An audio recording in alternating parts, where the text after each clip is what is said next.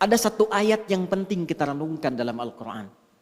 Dan ayat ini secara tajam disampaikan Allah tanpa banyak pembukaan, tanpa banyak iringan yang dalam bahasa manusia mungkin diawali dengan pengantar dan muqaddimah, tapi langsung ditujukan menghujam pada pertanyaan dasar yang dimintakan untuk diresapkan pada setiap jiwa-jiwa manusia, khususnya hamba-hamba Allah yang beriman, dari setiap pergantian waktu yang telah kita lalui dengan pembuka dan informasi yang telah tadi kami sampaikan.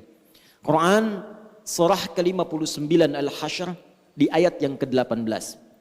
Allah Subhanahu wa taala berfirman, "Ya ayyuhalladzina amanu taqullaha wal tanzur nafsum ma qaddamat lighad wattaqullaha innallaha khabirum bima ta'malun."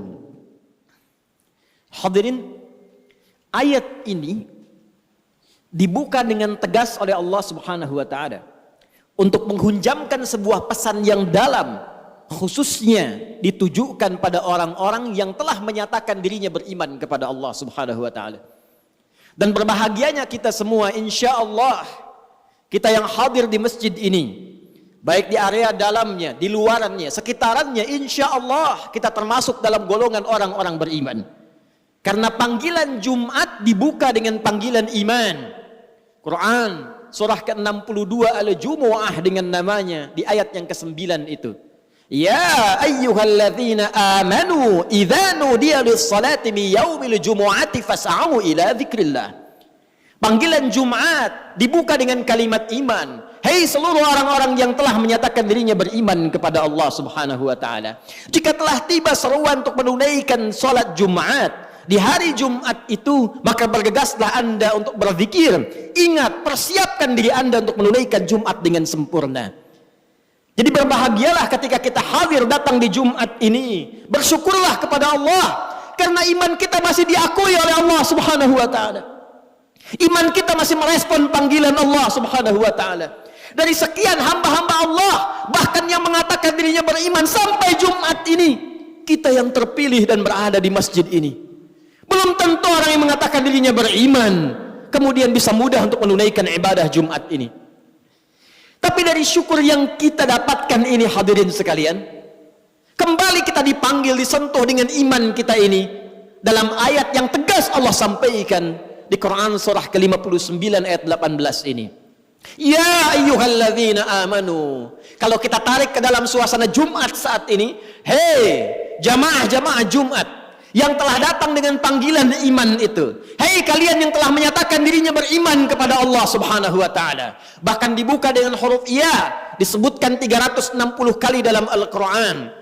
Huruf ya, harfun nida, itu digunakan untuk memanggil seluruh jarak yang ada. Nidaul qarib, nidaul mutawassit, nidaul ba'id. Ada 14 huruf nida dalam bahasa Arab. Ada a, ada ya, ada aya, ada wa, dan sebagainya. Tapi di Al-Quran hanya satu yang disebutkan. Ya, karena huruf ya itu bisa mencakup seluruh fungsi panggilan dalam bahasa Arab. Dekat, menengah, jauh. Kalau disandingkan dengan kata iman, ya ayyuhalladzina amanu, seakan Allah ingin mengatakan, hei seluruh pemilik iman tanpa kecuali. Alladzina disebutkan 1080 kali dalam Al-Quran, mencakup seluruh kalangan tanpa kecuali. Besar, kecil, tua, muda, sepanjang dia merasakan dan mengakui dia punya iman. Kata Allah, hei para pemilik iman, yang mungkin diantara kalian kualitas imannya beda-beda. Ada yang kalian imannya kuat sehingga kedudukannya merasa dekat denganku. Jangankan dipanggil dalam salat fardu, bahkan sebelum datang fardu tergerak menunaikan salat sunnahnya. Bahkan sebelum datang subuh sudah bangun untuk tahajudnya. Bahkan tidak menunggu Ramadan, Senin Kamis dia kerjakan sunnahnya. Ayamul bid dia tunggu-tunggu walau belum tiba waktunya. Yang dekat dengan Allah. Ada yang biasa-biasa mutawasit menengah, salat nunggu fardu, puasa nunggu Ramadan, tapi iman masih melekat dalam dirinya walaupun keadaannya di tengah-tengah hubungannya dengan Allah Subhanahu wa taala. Ada yang ba'id, mungkin merasa jauh karena maksiat yang banyak dikerjakan, tapi masih menunaikan salat walau terlambat, masih ingin mengaji Al-Quran walau kadang-kadang. Demi Allah saya katakan, sifat Rahman Allah menjadikan baik yang imannya kuat, menengah ataupun jauh disamakan oleh Allah Subhanahu wa taala dengan panggilan ini.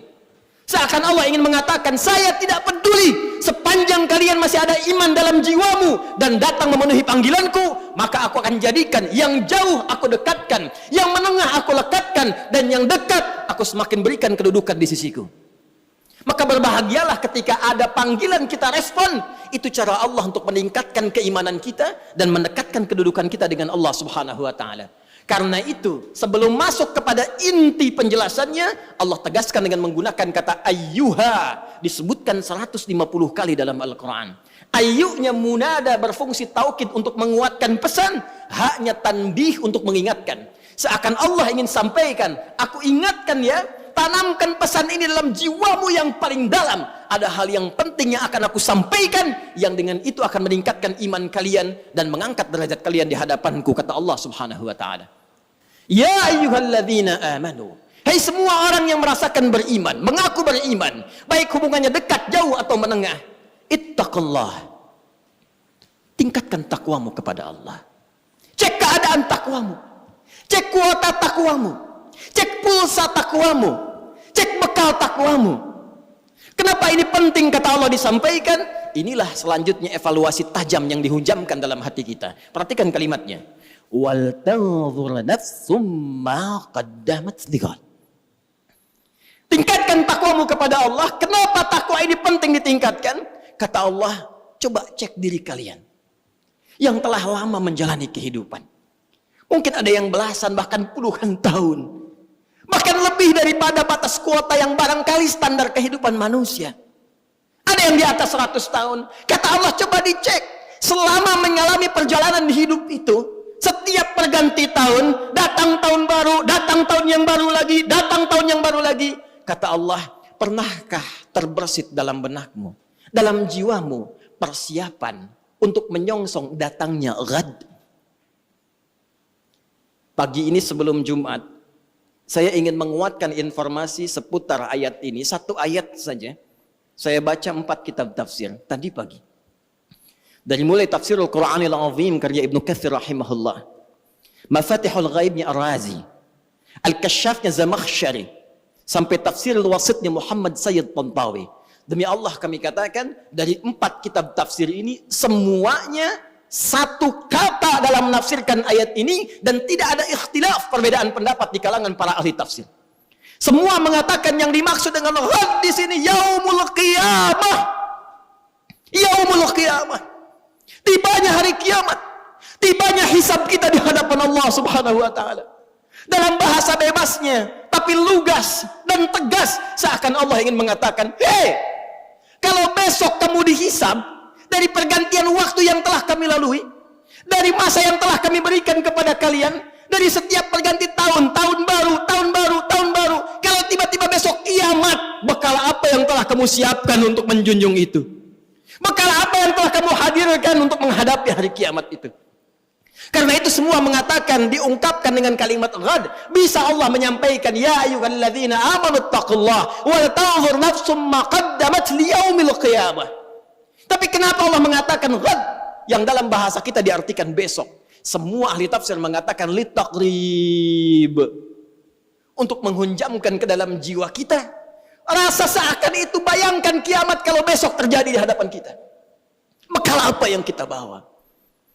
Duhai Anda yang hadir di Jumat ini, yang telah menghasilkan dan mengumpulkan dari sekian banyak waktu yang Allah berikan kepada Anda, ragam harta benda yang sudah Anda koleksi, rumah yang luas, kendaraan yang begitu membentang dengan ragam yang sangat luar biasa, pakaian yang bagus-bagus, perhiasan yang melekat di tubuh. Demi Allah saya katakan, kalau Anda wafat di hari ini, bagaimana hisab Anda di hadapan Allah Subhanahu wa taala?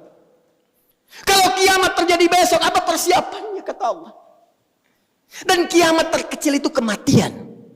Kiamat terkecil kematian. Quran surah ke-32 di ayat ke-11. Qul yatawaffakum malakul mautil ladzi wukkila bikum. Katakan Muhammad sallallahu alaihi wasallam, setiap yang berjiwa itu satu saat akan tiba waktunya, datang utusan Allah malakul maut untuk memisahkan kehidupannya dengan maut itu dari kehidupan dunia menuju hisab persiapan akhiratnya. Dan semua ulama sepakat kiamat terkecil. Kiamat kecil itu ya kematian. Jadi kalau kita kembalikan pada diri kita, para ulama selalu mengajak kita untuk bermuhasabah. Jangankan datang tahun baru, ganti tahun lagi, ganti hari lagi, setiap hari. Ayat ini mengatakan, kalau Anda wafat besok, persiapannya apa? Bahkan kalau kita diwafatkan hari ini, apa persiapan hisab kita di hadapan Allah Subhanahu wa taala? Karena itu yang paling menarik, untuk menghunjamkan radungan ini dalam jiwa kita, Allah menyebutkan kalimatnya langsung dengan menggunakan kata nafsun dan bentuknya tidak menggunakan alif lam. Wal tanzur nafsum ma qaddamat lighad. Kalimat nafsunnya tidak menggunakan alif lam, nakirah.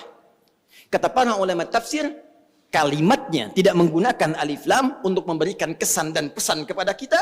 Kalau ingin bagus dalam introspeksi, kalau ingin benar dalam muhasabah, lepaskan dulu seluruh kecenderungan dunia kita, kemudian tanyakan pada hati kita yang paling dalam, sudah benarkah cara hidup kita sampai dengan detik ini?